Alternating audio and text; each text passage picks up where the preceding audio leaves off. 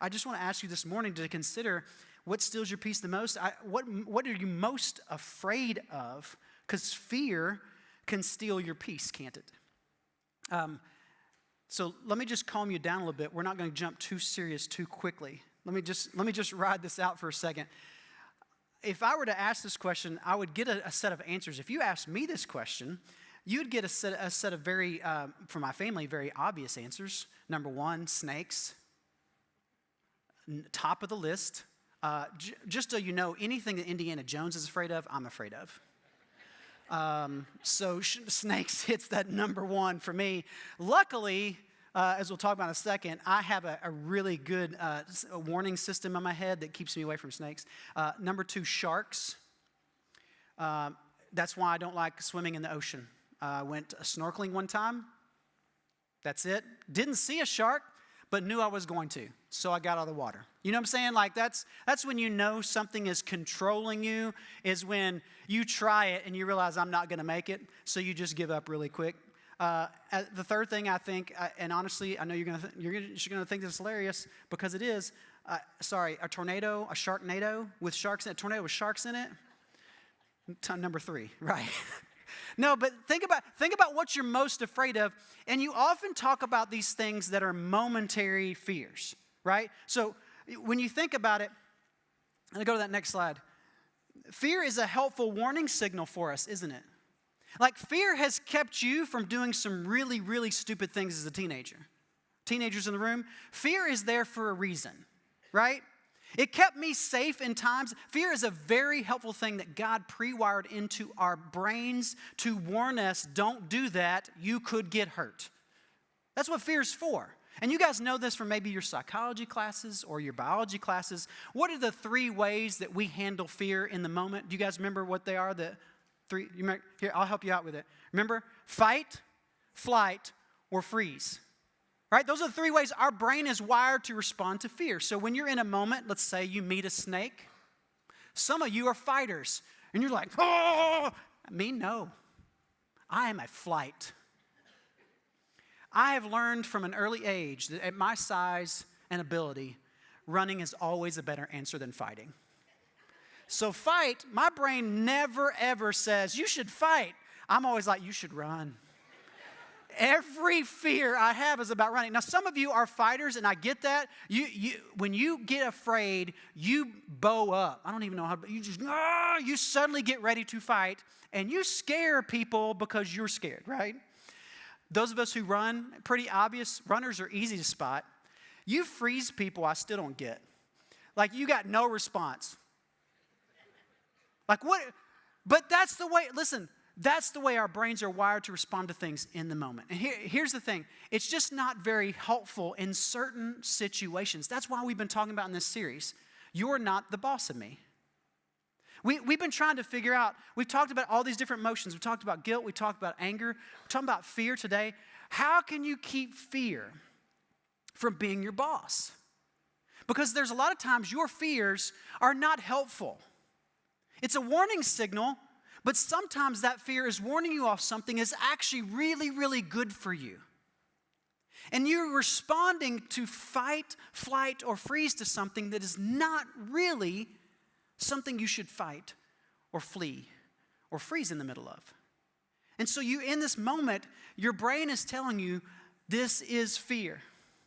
And yet, in those moments, to address your fear and do something about it is actually the wisest thing and the best thing in the long run to do in some of those situations.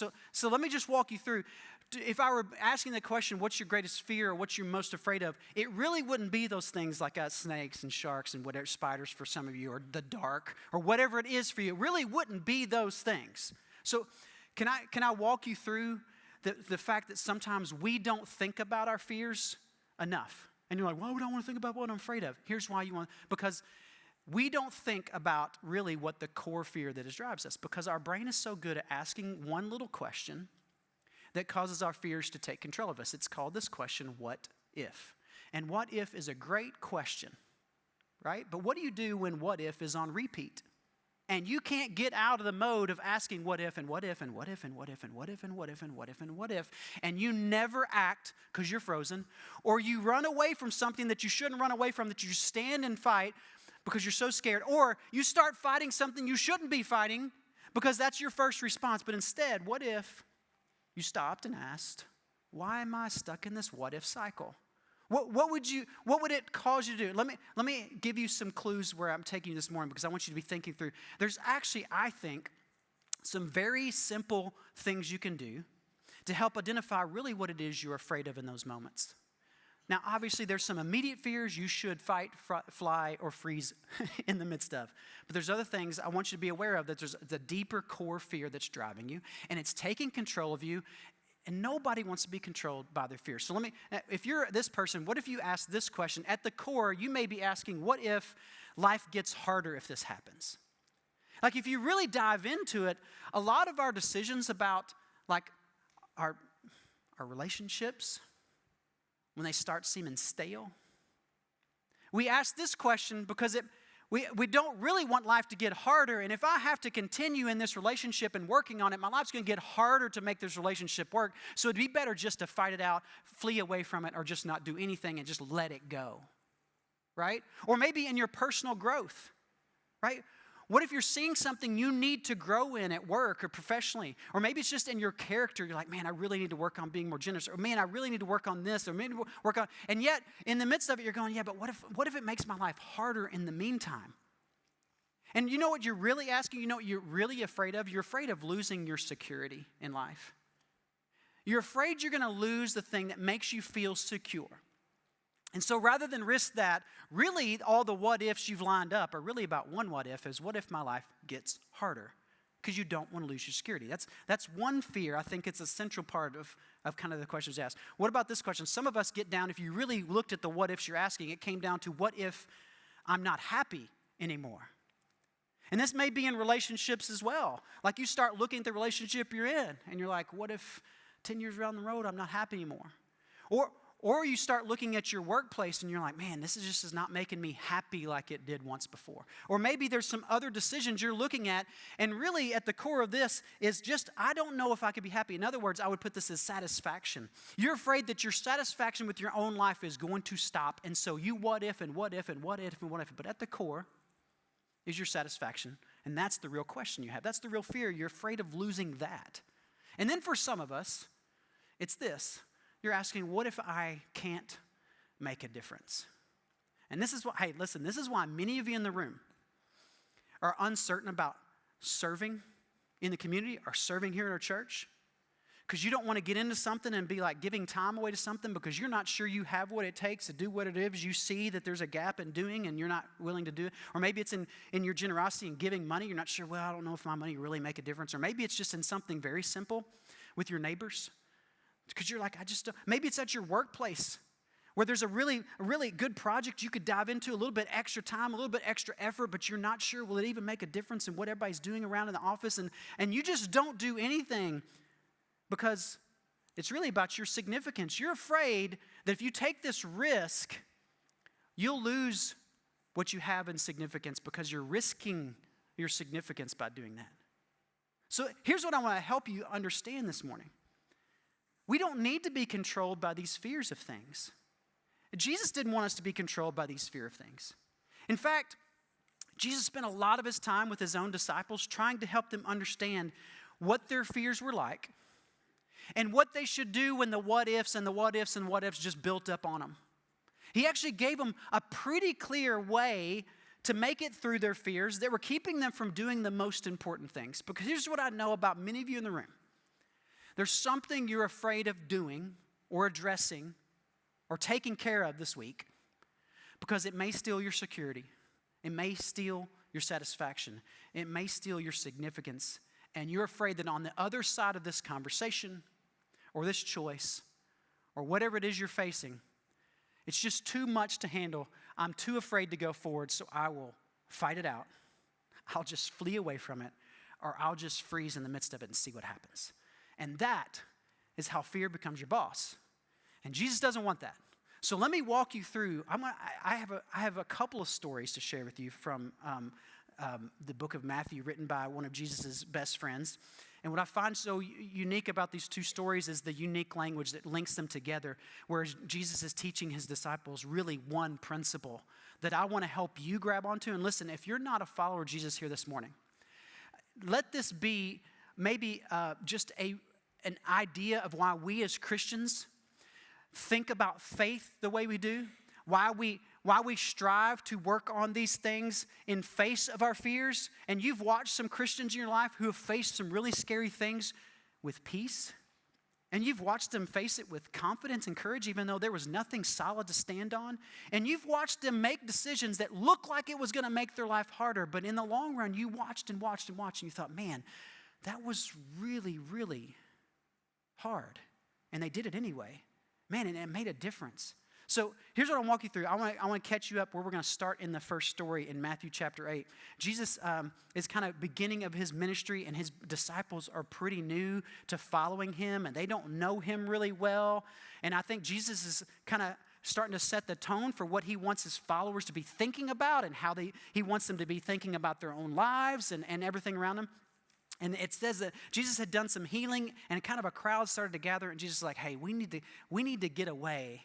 Let's all get in a boat and let's go out on the Sea of Galilee. Let's go out there and let's just take some time with just us in the boat. And I'm sure everybody's like, yes, a retreat, a little bit of calm. And then this happens. Suddenly, a furious storm came up on the lake, so the waves swept over the boat.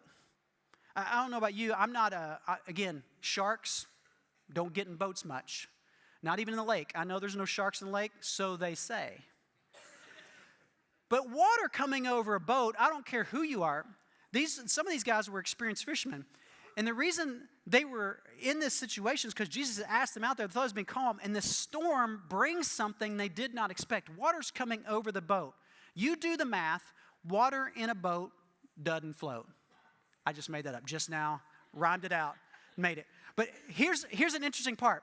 Water's coming over the boat, right? And here's the next line. But Jesus was sleeping.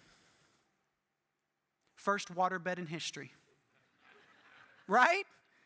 I can go to sleep on a boat, no big deal. Water coming over, this is not a houseboat.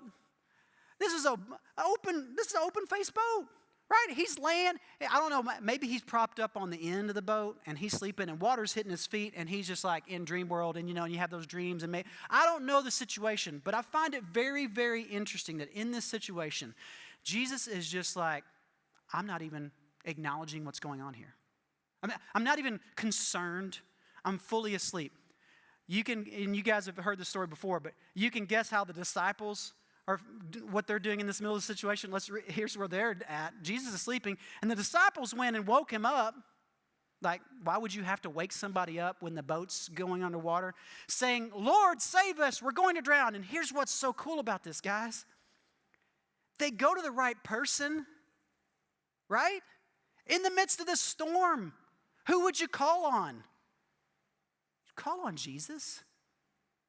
They do the right thing. They know who to go to. They know who to go for help. So why does Jesus respond the way he responds if they did the right thing? I don't know if you've thought about it this way. They're scared to death. And here's what Jesus says to them when he wakes up. He replied, "You of little faith, why are you so afraid?" But Jesus, they did the right thing. They went to you when they were in trouble. And now listen, Jesus isn't a dummy. I don't think he was asking this question to make him, what's your problem? I mean, he was asleep. But what was he trying to do with this question? Why are you so afraid? Of course he knows why they're afraid. They're afraid because water inside boats don't mix. Wind and boats being crashed around don't mix. There's a real fear here. There's a reality. There's a reality that Jesus, it's not like Jesus is like, what's your problem? There's nothing to be afraid of. He didn't say there's nothing to be afraid of. He says, why are you so afraid? In other words, why is your fear the thing that's controlling your reactions right now? I think it's because he was trying to point them to something else. And because this is what he does next. He asks this question, and he doesn't wait for their answer. He says this, and then he got up and rebuked the winds and the waves, and it was completely calm. And then the men were amazed, no kidding, and asked, what kind of man is this? And this is what I love about this story.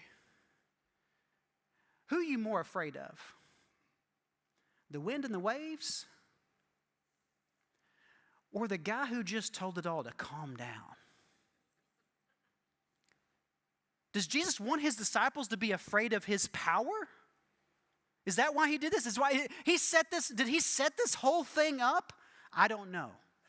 But let me just posit a situation. If you wanted your disciples to know that they didn't have to be afraid, how would you teach them that? Do you tell them, hey, don't be afraid? No. You ever told your kids that? Hey, there's nothing to be afraid of. Why are you afraid of the dark? Have you told them that before? Doesn't work, does it? No. You can tell me all day long, dude, do you know that the number of shark attacks in the world is less than the number of car accidents? And you drive in a car every day. I'm not getting in the ocean every day. Not going to do it. You're never going to convince me to go snorkeling again. Never in my life. Jellyfish are also in the ocean. This is not about teaching us and telling us not to be afraid. This is Jesus showing them something different. Can I show you another story that just happens a few chapters later in Matthew? You don't get a choice. I'm going to show it to you anyway. Matthew chapter 14. In the midst of this, Jesus goes on with his day. They come out of this experience, and obviously they've learned something. And Jesus starts healing people, and he goes to different towns, and he preaches, and he's doing all this stuff. And they come to this time when 5,000 people have gathered to get healed and to hear Jesus teach. And Jesus looks at one of the disciples, and he says, hey, you need to get some food. These people are getting hungry. And the disciples all look at Jesus and be like, it would take a year's wages to feed all these people, and where would you expect us to get all that food? And Jesus goes, listen, we have 5 loaves of bread and 2 fish. Calm down. Just start passing it out. I don't know about you. Doesn't sound like a reasonable request. They do it, right? And lo and behold, everybody starts eating, and they get done, and they start collecting the leftovers. There's 12 baskets full. And right at the end of the story, they start collecting the baskets. And just before the disciples can do their victory dance of like, look what we did, right? It says this. Jesus said, immediately, they start collecting the baskets, 12 baskets full. Immediately, Jesus made them get into a boat. Jesus, I ain't getting in that boat. This is funny, right? He made them get in the boat. I don't know how he made them get in the boat, but I know they were like, Jesus, no. I know I would be like that. No. Jesus, I learned my lesson. We just don't need to get in boats with you. We don't need to go anywhere. I'm not going anywhere. Jesus somehow could, I don't know if he bribed them. I don't know if he told them, you get in this boat or I will make your hair fall out. I don't know what he said. That's a bad one for me. I don't want my hair to fall out. Those of you who have hair falling out, I'm so sorry, right? But here's the deal. Immediately they get in the boat and they're out on the water. Jesus doesn't get in the boat with them this time. It says that Jesus makes them get in the boat. They go out on the water and Jesus goes to a mountainside to pray. This is pretty cool, right? And then Jesus, they're out there in the boat and he comes walking out on the water to them, and all this, the storm has come up. And Jesus is walking across these stormy waters, and they've been rowing, and they're trying to fight the storm, and they're in the middle of a storm all by themselves, and they look out and they go, it's a ghost. Man, fear will make you say some dumb things, right? And in the midst of this new situation, same fears are going crazy. Jesus goes, whoa. Take courage. It is I. Don't be afraid. That's Jesus. We're in the middle of the same situation, and you weren't with us this time. This is what's interesting. So Jesus has added some new fears to the situation. It's not the same old. You're in this boat by yourself now. Teaches them a new part of this lesson.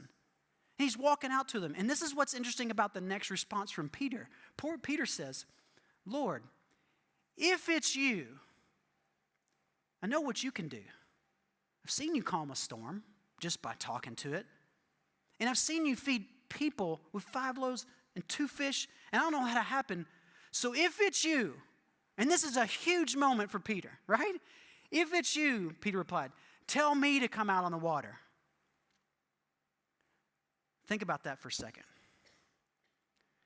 You're in fear of the storm you're in the boat. You see somebody walk in the water, you think it's a ghost. Fear, fear, fear.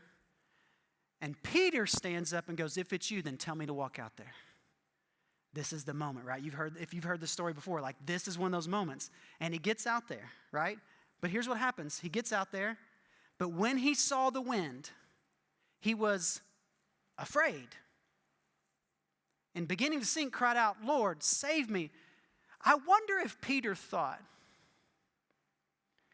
maybe if I'll show Jesus I'm willing to get out of the boat, then everything will calm down. Maybe once I take this big leap out into this stormy waters, it's going to just calm down like last time because he's here. And once I get to him, it'll get calm. Once I get out there and grab onto Jesus, where Jesus is, it's calm. Maybe if I get out there, everything's just going to go great. And he gets out there and it's like, oh, crud, it's actually wind. There's waves. Oh, my goodness, I'm walking on. Jesus, save me. Isn't that a good thing to say? Isn't that a good thing to do? Yeah, I'm not telling you it's bad not to reach out to God. But listen, in those moments, Jesus is trying to teach his disciples something else. And here's what he does next. It says, Jesus immediately reached his hand out and caught him. You of little faith. Again, same phrase, right? Why did you doubt? Why did you doubt? It's not that Peter doubted Jesus' power necessarily. I think Jesus is trying to point us all and his disciples to something different. Because see, those of us who follow Jesus, we know Jesus has the power. We just think he's going to use his power differently than he often does. And instead of trusting the power he has to do what we can't see, we stop believing in his power and start focusing on the circumstances that are around us. So Jesus grabs his hand, you little faith, why did you doubt? And it says this, and when they climbed into the boat, the wind died down. And then what did the disciples do again? Same exact response. Truly, you are the Son of God. And this is what I think with your fears, with my fears, I think the problem is that they control us because we are unwilling to release the control of our fears to the one who has control of the storm. And what we'd rather have is just calm in the storm. We can have that, but we think it's going to look differently than the way Jesus has it planned out because Jesus is trying to teach us something different about himself and about you in the midst of something that you're afraid of. And here's what he wants to teach them. Let me wrap up these 2 stories with, I think, one basic principle that can free you from the power of fear, and it's this. He wants their confidence in his power to overwhelm their fear. It's not that there's nothing to be afraid of, guys. There's lots of things to be afraid of in this life. Well, what if this happens while we're on this trip? Or what if I take this job and this ends up? And what if I stay in this job and then this happens? And what if I do this and she does that? And what if I say this and he does that? And what if I do this? It'd be better if I just didn't do anything at all. It'd be better if maybe I just stick it out and I fight them all for it. Maybe I just better if I just run away from it all and get away. No. Jesus says, no. I want you to have more confidence in me than the fear you're facing. And what I mean by that is I'm not going to make everything better immediately all the time. But I'm going to stand here with you and help you do what needs to be done. Because my power, listen, if you had to choose between the storm and the guy who can calm the storm, which one are you have more confidence in? And Jesus, over and over again, tries to tell his disciples, have more confidence in me. And this is what's so interesting. he teaches this over and over and over again, and his disciples just never get it. This is why I trust the Gospels. Because over and over in Matthew, Mark, Luke, and John, over and over again, the disciples look scared. They don't get it. They can't quite figure Jesus out. The whole time they're with him, they can't figure it out. This is why over and over again, he sends them out to do things, and he's like, no, not that way. No, you got to love these people too. No, guys, you're not getting it. I have the power to feed these people. He fed another group of people, and they still ask questions. They had already fed 5,000, and then 4,000 show up, and they still don't think he can do it. They're still confused. They just don't understand, right? And why, if you were trying to start a new religion, why would you write all these stories down about your leaders being dumb? It just doesn't make sense to me. So when I look at these stories, I trust the Gospels because it makes the disciples look really, really scared all the time. And when Jesus was arrested, Peter has this one moment where he thinks he's being brave. But let's all be honest. There's a moment in the garden. The Roman soldiers come to take Jesus. Judas comes up and kisses Jesus on both cheeks as a sign of this is the guy you need to arrest. And Peter's like, I'll pull my sword and I'll protect you. And he goes and he swings and he slices, and he's such a good man with a sword. He cuts off a guy's ear. Ooh, good job, Peter. Right? Fear was driving Peter. Not confidence in Jesus' power. Just a few weeks before this, Peter had said, I won't let anybody take you. And Jesus had looked at Peter already and said, get behind me, Satan, because I'm going to get taken. Peter had no confidence. Who was there to support Jesus and defend his name in front of the Sanhedrin? Nobody. What was Peter doing? I don't know him. I don't know him at all. No confidence. Where did all the disciples go when Jesus was crucified and after he was brought down? Did anybody help bring his body down? Nope. They ran. They hid. Where were they? Were they planning what they should do and how they should go about being the people now that Jesus got? Did they do it? No. They didn't do anything. They were so afraid. They had lost all their security. Jesus had taught them that they could depend on him, but now he was gone. They had nothing. And they'd lost all happiness. Can you imagine the joy they had with Jesus every single day, even though they didn't have a lot of wealth? Jesus had nothing. He didn't have a home. He didn't have a bed to lay his head down in. But he was so much joy everywhere he went. Children and people and women and poor. They loved being around him. Can you imagine going with Jesus everywhere? How much fun it was? But they had lost all that. And gosh, what significance did they have? They had no purpose. They had nothing. What would they do without him? And this is why. Once they see Jesus alive, the stories in the Gospels change from scared little guys to confident, at peace, willing to stand men. They're willing to stand in front of the Jewish leaders and preach and teach and tell them, no, we're not going to stop telling about this Jesus we knew and we saw him alive. And now they had confidence.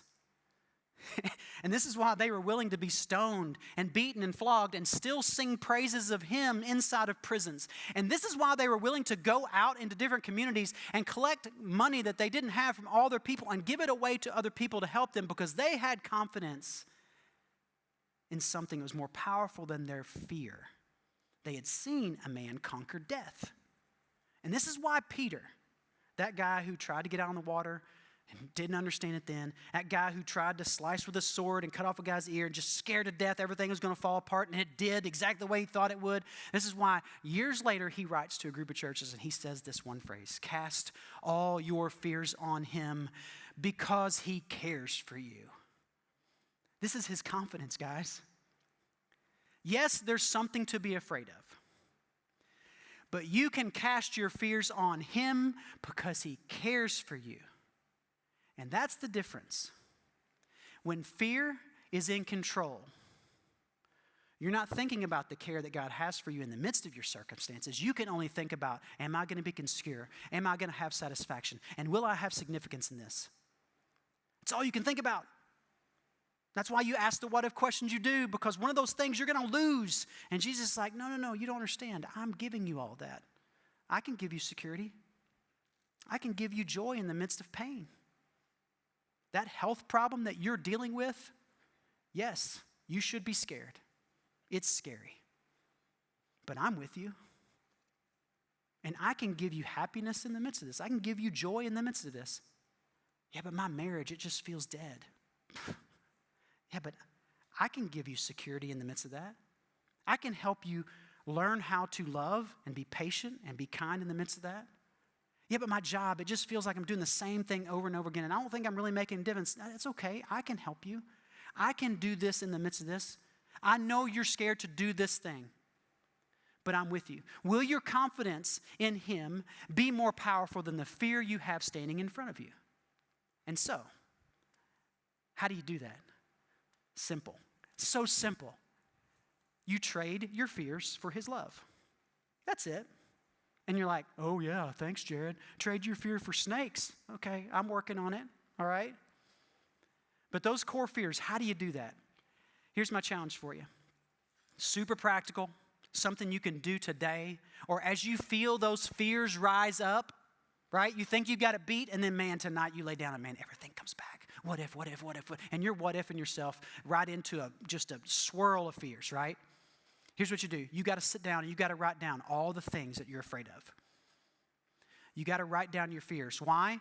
Because if you don't write them all out, they just become what if questions, and they become part of you. And when you write them down and you write them out on a piece of paper or you type them out on a note, they become something else besides you. And then number 2, you look at those fears and you decide, what is the core fear behind each of these fears? Right? What is that core fear? Is it a security fear?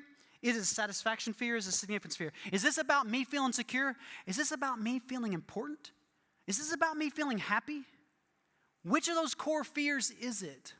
And if you can identify the core fear, then you know what you can do? You can go, God, I think I'm more afraid of being important than I am confident that you're going to give me the significance I need if I'll do what you ask me to do. God, I think I'm actually more concerned about my happiness than I am about doing the thing that's right in this situation. And even though this is harder than doing it this easy way, God, I realize that trusting you is more important than me just thinking I can be happy over here, fleeing away from this situation. God, maybe it's just about my security in life. I won't feel secure, but God, you're telling me that I can trust you and be secure in that? Yes.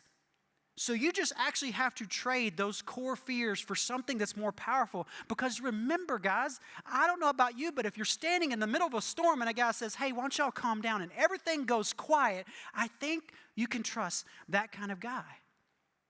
And I think you can trust the guy who went to the cross, died a real death, faced a death, and then came back from it under his own power. You can trust a guy like that, because if he can conquer death, he can conquer your fear. But I'll bet, even if you make it to this far, this is step 2. Number 3 is the real thing, because that fear is going to keep popping up. You need to make a list of truths about God so that you can fight your fear with the actual truth of who he is. Because this is not about him fixing your circumstances. This is about him being the power that you need in the midst of it. So you make a list, and listen, if you need a list of verses, there's this cool thing. I don't know if you heard about it, but you can go to the internet, and there's this thing called Google. Maybe you're a Bing person, I don't know. But you can type in, I'm afraid of blank. Tell me a verse that helps me not be afraid of blank. Did you know you can find verses that way? It will give you, there are people who put these lists together. If you're anxious about this, if you're worried about this, if you're afraid of this, it gives you verses to read. And you know what you've got to do? You've got to trade those truths for your fears. You write out your fears. You identify the core of it, and then you trade the truth about who God is, because this is not about him fixing anything for you. This is about you being more confident in who he is than the fear that you're facing. And I hope this week, rather than fleeing away from something, you'll stand. And rather than standing with your fists up and fighting, you'll stand and do what's right for the people around you. And rather than freezing up, you'd be willing to do the thing, say the thing, or be the person. because you're confident in who Jesus is and the power that he has, rather than looking at the storm that's swirling around you. Let me pray for you. God, I pray. God, we all have fears we're facing. We all have decisions to make. We all have people in our lives that we're afraid to approach or talk to. We have things at work that we're afraid to address. God, whatever it is that we're afraid of this week, would you give us confidence that your power is greater than our fear? And if we will be obedient to what you've asked us to do in the middle of it, that God, it is better in the long run, even if it looks like right now that we're going to lose something in the midst. God, you lost everything. Jesus gave his life to show us that there is life beyond that death. God, thank you for the gift that you give us through Jesus' death and resurrection, that it's available to us even in these small fears or these big fears. And God, especially as you approach this holiday season, God, would you help us have peace in the moments when we feel like fear has control of us? God, we want you to be our boss, not our fear. And we pray these things in Jesus' name. Amen.